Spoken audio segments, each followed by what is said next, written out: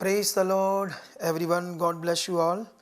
परमेश्वर आप सबको बहुत सारी बरकत दे। मैं खुदा का दास पॉल सुखपाल राणा और इस समय परमेश्वर की हजूरी में हम सब हैं और मैं आपको परमेश्वर की हजूरी में स्वागत करता हूं एक पावरफुल वर्ड के साथ, जिसमें हम लोग और भी परमेश्वर के साथ विश्वास में और परमेश्वर के साथ एक अच्छी रिलेशनशिप में बढ़ते जाएंगे। जब हमें सही से परमेश्वर का वचन समझ आता है और परमेश्वर की फिर सिद्ध इच्छा हमारे जीवन में क्या करती है, काम करती है, तो खुदावंद का धन्यवाद के इन दिनों में बहुत सारी बातें पवित्र आत्मा के द्वारा परमेश्वर मुझ पर प्रकट कर रहा है, ताकि परमेश्वर के लोग आगे बढ़ें, अच्छी ज़िंदगी जिए, परमेश्वर की इच्छा में चले, परमेश्वर का किंगडम बहुत सारा बढ़े। तो इसीलिए ये एक बहुत मोस्ट इम्पॉर्टेंट और पॉपुलर परमेश्वर का वचन है। बहुत सारे लोग जानते हैं, इस वचन से हम जानते हैं परमेश्वर की ताकत के बारे में, सामर्थ के बारे में। तो ये वचन है मरकस 5 अध्याय। मैं पढ़ूंगा तो नहीं सारा वचन, लेकिन आप लोग इस वचन को जानते हो, इसलिए मैं इस वचन के बारे में आज एक बड़ा खुलासा करना चाहता हूँ परमेश्वर के वचन से। इन दिनों में खुदा में बहुत इस्तेमाल कर रहा है, क्योंकि खुदावंद ने अपने भेदों को पवित्र आत्मा के द्वारा मुझ पर जो प्रकट किया है, तो उसके लिए मैं परमेश्वर का धन्यवाद करता हूँ कि कैसे मुझे ये समझ आया कि इस समय पूरी दुनिया के ऊपर पवित्र आत्मा का जो प्रबंध है, इसे लोगों को कितना ज़रूरी है समझना, कितना ध्यान और फोकस चाहिए इस प्रबंध की ओर।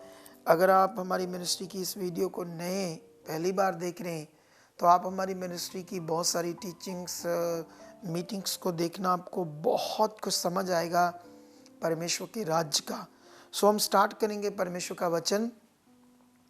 ये 5 अध्याय में हम जानते हैं गिरसेनियों के देश में जब यीशु पहुंचा, तो वहाँ हमने पढ़ा सुना है ये बहुत वचन कि कैसे एक व्यक्ति जो कब्रों में रहता था और लोग कैसे उसे सांकलों से बांध देते थे, बेड़ियों से बांध देते थे, वो उसको तोड़ देता था और फिर लोगों को मारता था और खुद भी पत्थर अपने आप को मारकर घायल करता रहता था, रात दिन चीखे मारता रहता था, सोता नहीं था, बुरी तरह वो तकलीफ में था। और वो पूरा नगर भी, गिरसेनियों का देश, उससे परेशान था, क्योंकि वो बहुत सारे लोगों का लॉस करता था, नुकसान करता था, उनके कई सारे जानवरों को उठाकर मार देता था, कच्चा खा लेता था, बहुत सारी रॉन्ग चीज़ें वहाँ पर हो रही थी।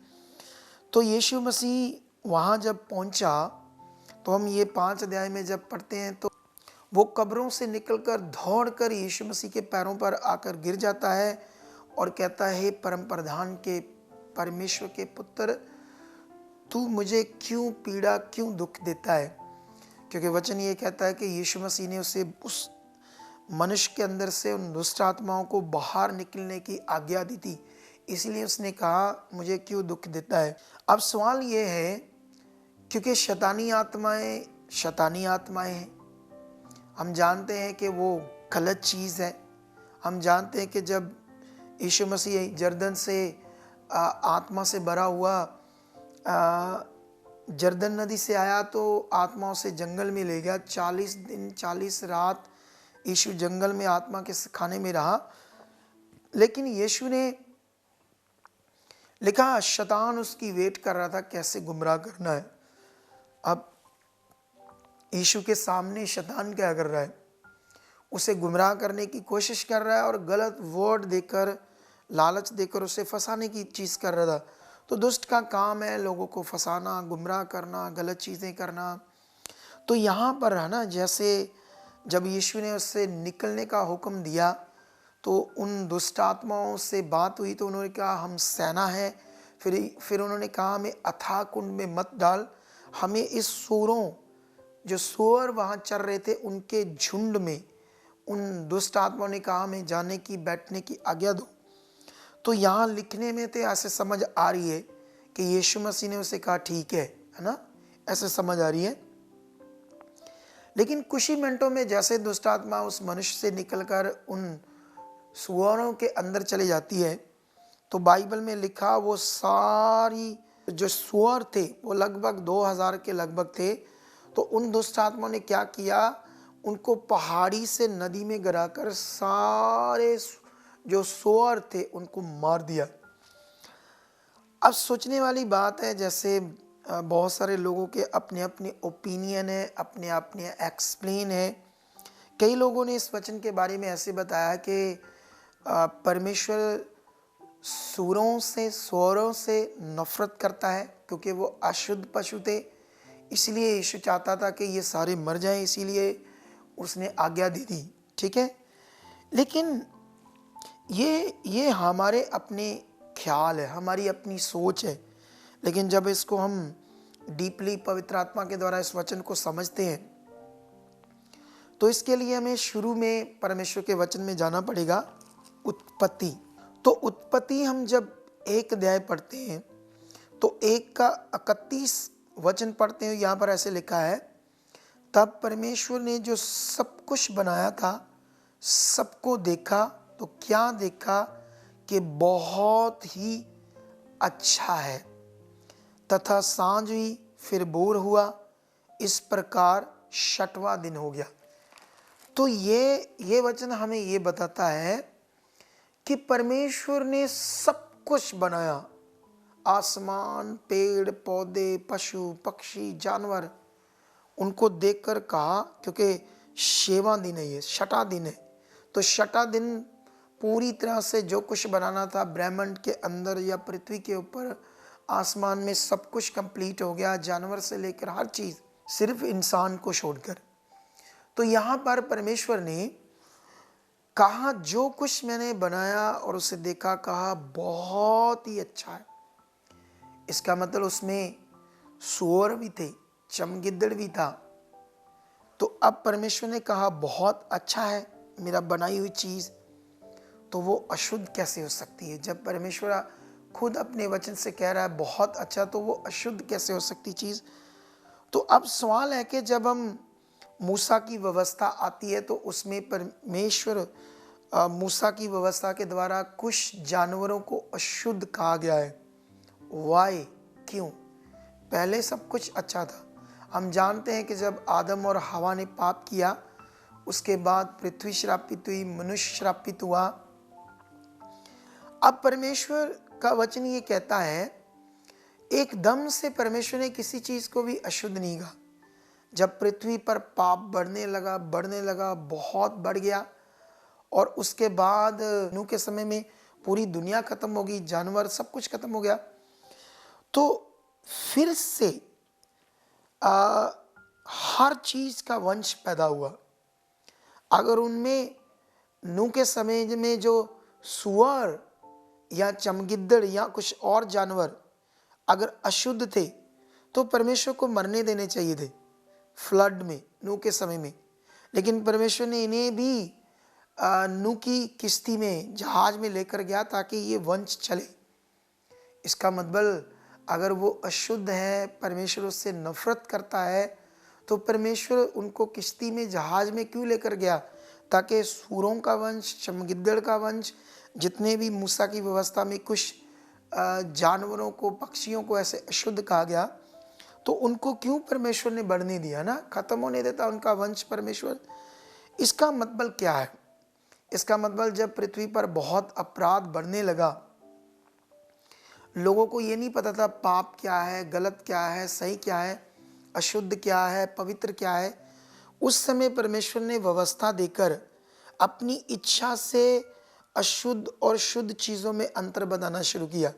तो कुछ जानवरों को परमेश्वर ने इसलिए अशुद्ध कह दिया ताकि परमेश्वर चाहता था जो परमेश्वर के लोग हैं वो शुद्ध और अशुद्ध चीज़ों में ऐसे उनका दिमाग आए ताकि वो गलत चीज़ ना करें, नाश ना हो, मेरी इच्छा में चले। इसीलिए वो व्यवस्था थी।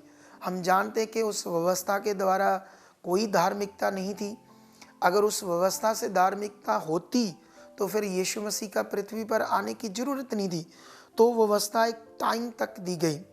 तो अब आपको क्लैरिटी मिल गई है। तो फिर अशुद्ध क्यों कहा गया? तो इसका मतलब यहाँ तो ऐसा कुछ नहीं कहा गया नए नियम में भी कि वो अशुद्ध जानवर थे और परमेश्वर को प्रॉब्लम हुई तो उसने कहा मरने दो। तो ये अपने ख्याल है ना? किसी भी परमेश्वर के बलीवर्स के, किसी के भी हो सकते हैं, लेकिन मैं तुम्हें आत्मा से इसका एक्सप्लेन बता रहा हूँ होली स्पिरिट के द्वारा। एक्चुअली में ये क्या हुआ, अब यीशु ने उन्हें जाने दिया, ये जो लिखा है ये, क्योंकि बाइबल में बहुत जगह पर ट्रांसलेशन की गड़बड़ है, तो यहाँ तक मैं समझता हूँ ये ना, कभी यीशु मसीह ने एक बार वो इस एक लड़के को कहा आगे लाओ, तो जैसे आगे लाने लगा यीशु मसीह के सामने उसे तोड़ मरोड़ दिया, एकदम से वो फेन भरने लगा, उसके मुंह में झाग आ गया। अब यीशु को देखकर वो ऐसा करने लगा, क्योंकि गंदी आत्माएं, बुरी आत्माएं ऐसा ही करती है।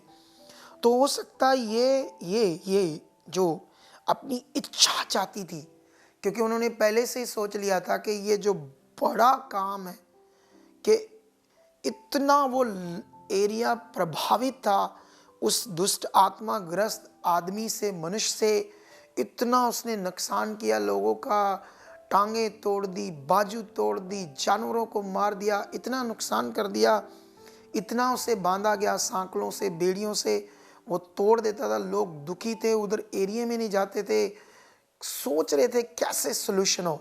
लेकिन अगर कोई उसे ठीक कर देगा, अगर उसको दुष्ट आत्माओं को कोई निकाल देगा, तो उनके लिए तो वो गॉड, एक बहुत भगवान की तरह हो जाएगा, वो तो सारा देश उसको मानने लगेगा। तो अब शैतानी आत्माओं ने सोचा कि इससे पहले कि ये बड़ा चमत्कार यीशु का ये पूरा नगर जाने, हम कुछ ऐसा करेंगे जिससे लोग यीशु का क्या करें, विरोध करें। इसीलिए शैतान ने, दुष्ट आत्माओं ने अपनी क्रूरता से यीशु का विरोध करवाने के लिए उनके सारे स्वरों को मार दिया, ताकि वो लोग जब आए उन्होंने देखा कि बंदा तो सही से बैठा है, एकदम से अच्छा है, लेकिन उस भले काम को, ताकतवर काम को, जो इतना उससे परेशान थे और जो अब उनको शांति मिलनी थी, जिससे यीशु के उन्होंने पीछे चलना था, वो ये उनका जो बड़ा लॉस हुआ, 2000 के लगभग उनके सुअर मर गए, ये बात उनके दिमाग में बढ़ गई। ये बात उनके दिमाग में इतनी स्ट्रांगली शैतान ने डाली कि देखो तुम्हारा लॉस यीशु से हुआ है, इसी के कारण से हुआ है। इसीलिए बाइबल में लिखा, उन्होंने यीशु मसीह के बारे हाथ जोड़े, गुस्सा तो नहीं आया क्योंकि बड़ा काम था, चुप रहे, कहा लेकिन हमारी सीमा से चला जा, हम कुछ नहीं सुनना चाहते, क्या हुआ है, कोई बात नहीं सुनी। तो दुष्ट आत्माओं का प्लान कामयाब हुआ, जिसकी वजह से वो नगर से यीशु को उन्होंने भेज दिया। नहीं तो इस बड़े काम को देखकर वो सारे विश्वास करते ही शैतानी आत्माओं का प्लान पास हुआ, उन्होंने यीशु का विरोध कराया। तो ये इसका सही एक्सप्लेन था। ऐसे हम बहुत सारी वीडियोस को आपको लाते रहेंगे ताकि आप सही से परमेश्वर के वचन को समझकर विश्वास कर सको। आपको मैं बताना चाहता हूँ कि बाइबल की बात अगर जैसे खुदा ने कलाम दिया है, अगर हमें वैसा ही नहीं पता, हम उसको दूसरी तरह से सोचते हैं या अपने जीवन में लेते हैं, अगर हमने उसका गलत एक्सप्लेन बनाकर उसे अपने जीवन में माना या विश्वास किया, उससे हमारा विश्वास क्या हो जाएगा, गलत। तो खुदा का पवित्र आत्मा मेरे द्वारा आपको बहुत सारी ऐसी चीज़ें बताएगा। मेरा विश्वास है आने वाली हर एक मीटिंग में, और बुधवार और सैटरडे को जो हम एक वीडियो डालते हैं, इसमें आपको बहुत सारी ऐसी बातों की समझ आएगी जिससे आपका फेथ स्ट्रांग होगा और आप आगे बढ़ोगे। तो ओके परमेश्वर के प्यारे लोगों, परमेश्वर आप सबको बरकत दे चुका है। मैं प्रार्थना करता हूँ परमेश्वर आपकी बुद्धि खोल चुका है, इस वचन के द्वारा आपको बरकत मिल चुकी है, आप विश्वास में बढ़ चुके हो। हर एक प्रकार की नेगेटिविटी को मैं तुम्हारे जीवन से आउट करता हूँ और बिलीव करता हूँ तुम ऐसी अच्छी शिक्षाओं में बढ़ चुके हो और ब्लेस हो चुके हो यीशु मसीह के नाम से। आमेन, आमेन, आमेन।